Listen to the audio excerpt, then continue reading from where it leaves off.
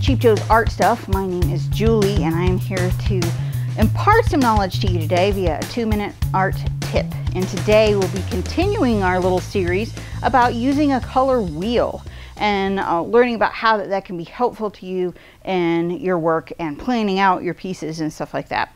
So today I've got a couple other terminologies I wanted to talk to you about that you may not have been familiar with. One is tone.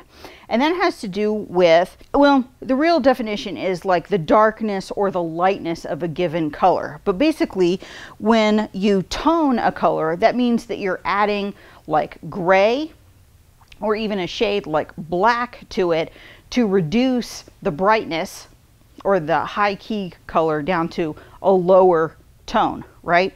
So we're making the color a little bit darker, not quite so bright and stuff. So that would be considered a tone. Then on the other side of that spectrum is a tint. So that's anytime that you add white to a given color, it's going to increase the brightness of it or make it more like a pastel and stuff like that. So when we're talking about a color, sometimes people refer to those like pure, like intense red would be like a high key color, which means it has a high color vibration and stuff like that. It's really intense. Sometimes when we're talking about color composition, sometimes that same premise that we discussed in our other video about color vibration can also come from the contrast of not actually multiple colors, but a tone and a tint of the same color, or where you have maybe the tone of a blue and a tint of a red. So that those are, one is very, very dark and intense and one is very, very light. And so that creates color vibration there as well, because just the difference in that value can be important in how you use those two colors to convey shape and form and, you know, a focal point, even stuff like that. So one of the ways that your color wheel can be helpful to you is, like, let's say that you're planning on a composition and maybe the local color for whatever you're doing is this kind of nice green, right? So we can see here that by adding white to this green, you get a much, much lighter tint.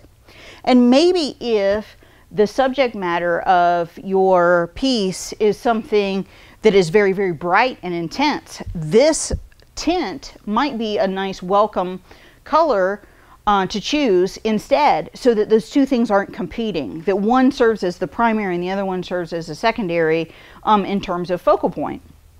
Or maybe you want to take it the other direction and add black to the green, and then you get this really, really deep muted green. So maybe in terms of what you're doing, planning out, if you don't want something to compete, you change the tone or the tint of it so that they aren't the same key of color.